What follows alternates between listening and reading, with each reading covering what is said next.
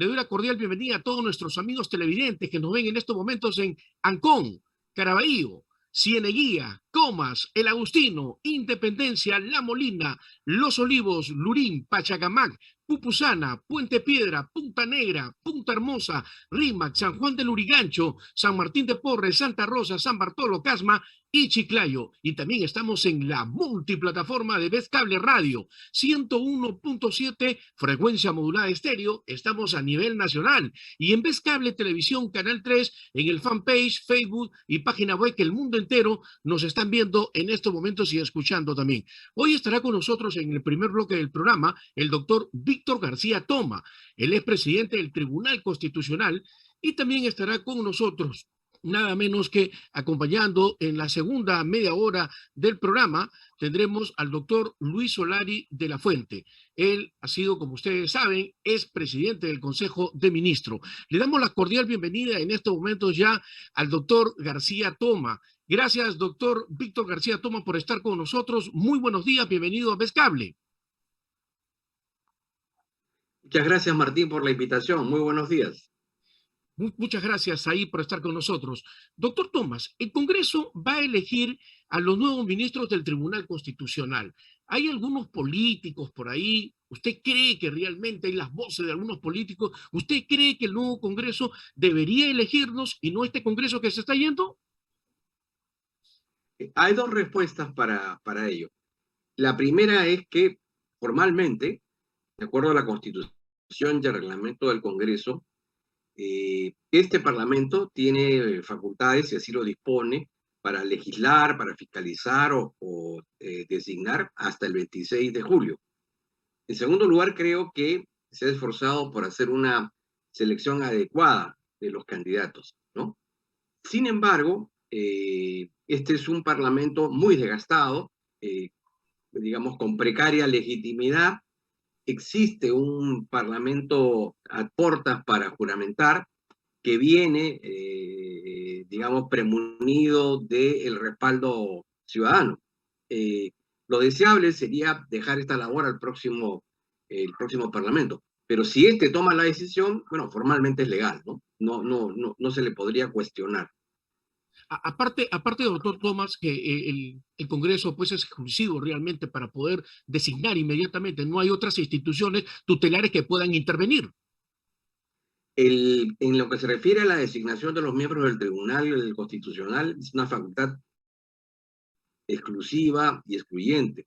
Y es por eso que cuando el señor Martín Vizcarra intentó interferir en una potestad que corresponde al Parlamento e incluso planteó una cuestión de confianza, inventó la figura de la denegación fáctica, en los hechos generó un autogolpe, ¿no? Cada órgano tiene establecida cuáles son sus competencias, cuáles son sus responsabilidades, y esta le corresponde al Parlamento.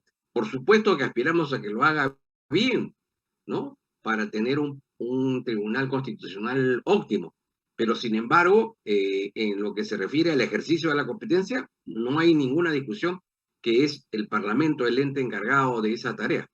Claro, pero aquí también podríamos decir, como lo ha dicho bien usted perfectamente, la institución que es totalmente independiente. Pero ¿qué pasa realmente en el caso del Tribunal Constitucional? Ellos sí permanecen hasta que sean nombrados y no pueden ser reemplazados realmente por el Jurado Nacional de Elecciones, lo que está pasando. En estos momentos que falta un tercer miembro, realmente falta un integrante más para que pueda pues, completarse el colegio de abogados, ¿no? ¿Por qué en ese caso sí y en el Congreso no?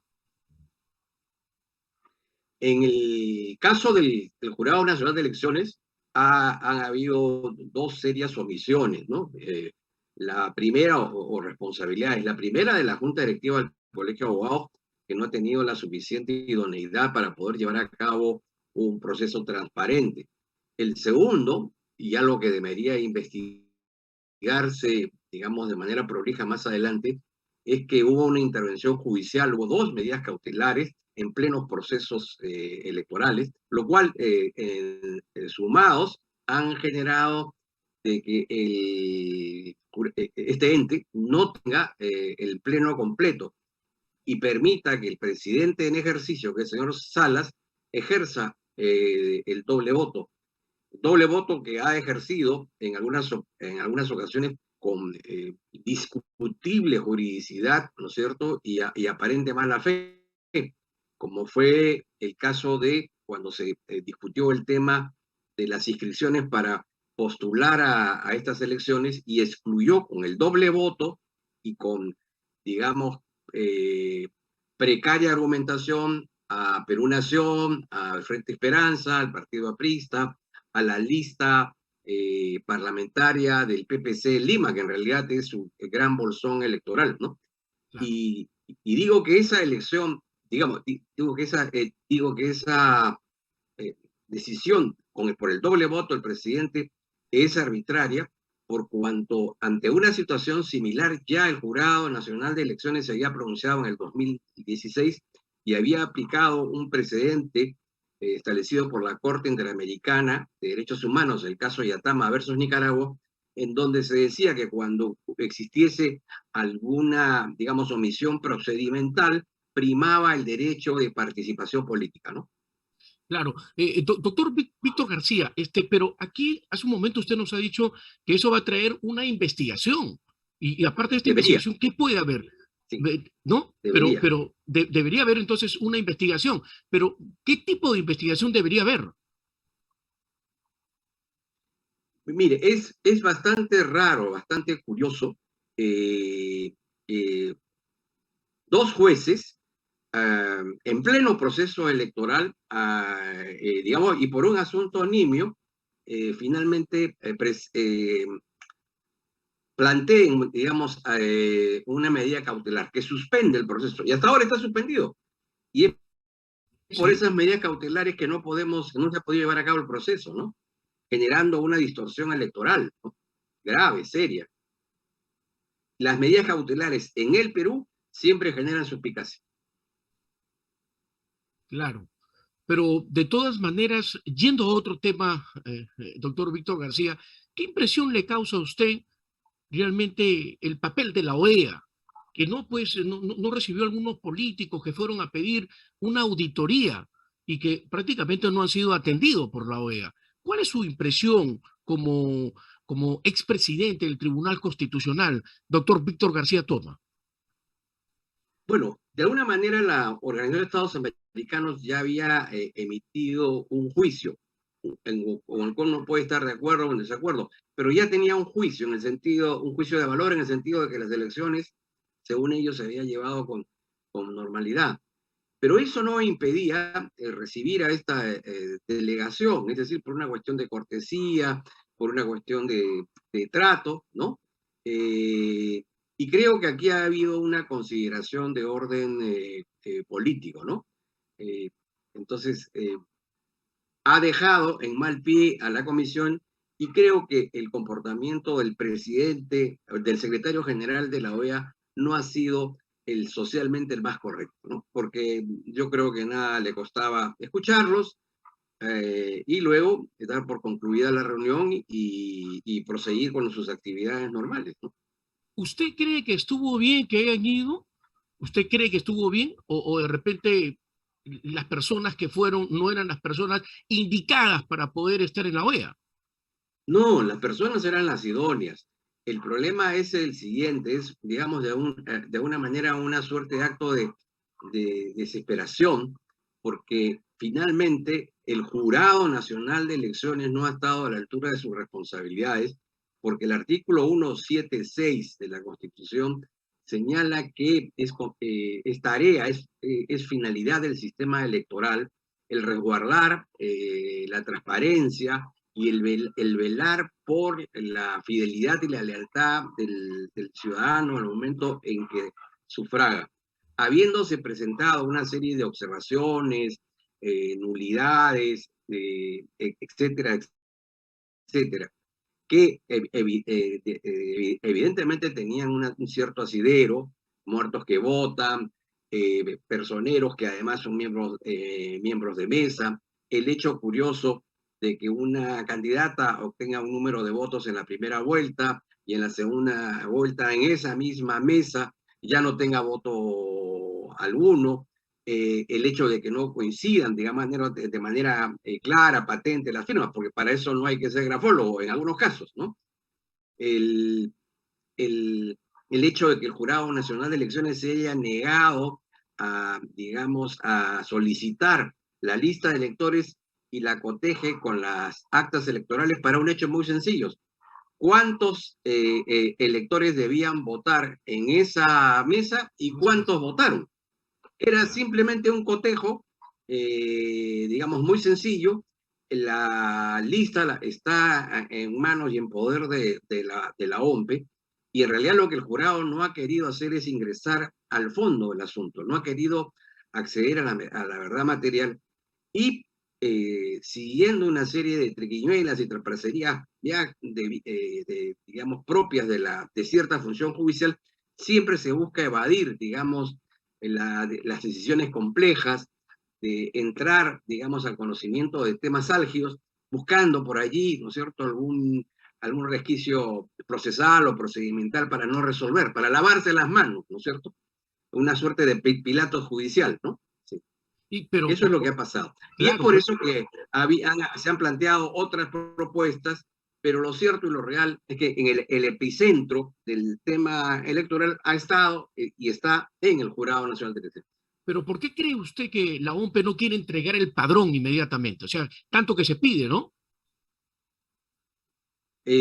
Mire, nos hemos enterado recientemente, por ejemplo, en el caso del registro, que es el que elabora el padrón, que habían personas que hace 15 o 20 años habían fallecido y que han estado votando, ¿no? Hemos visto que hay menores de edad que aparecen en la lista de sufragantes. Hemos observado cómo existe un padrón que es el que se le ha entregado al Jurado Nacional, se le ha entregado a la OMPE, y existe otro padrón de ciudadanos que es el que se le ha entregado al Ministerio de Salud, y no coinciden, ¿no? Entonces, nos hemos enterado, porque ellos han confesado, de que en la página de transparencia aparece que a una señora que es candidata a la vicepresidencia se le habrían pagado un sueldo durante un periodo de licencia, y luego sale la presidenta y dice, no, bueno, ha habido un error. No, no ha habido un error, ha habido una suma de errores por todo lo que le estoy comentando. Entonces, definitivamente la RENIEC, porque teníamos nosotros un criterio, digamos, bastante favorable, hoy nos deja perplejos. Y en el caso de la OMPE, digamos, esta negativa a entregar la lista de electores no tiene justificación. Primero, porque el argumento de que afecta la intimidad de las personas no es cierta. Ese padrón, esa lista de electores que tiene el nombre, el apellido, la foto, la firma y la huella digital. Eso es lo que tiene. Y en Eso es lo que consecuencia, nada de eso puede ser considerado como afectante al derecho a la intimidad. Aún tiene. así, en el supuesto de que existiese algún dato que fuera íntimo, en aplicación digamos, de la regla de razonabilidad y ponderación, prima, digamos, el interés de resguardar la transparencia del proceso electoral, porque de ello depende, digamos, el tener representantes que sean expresión cabal de la voluntad ciudadana, ¿no?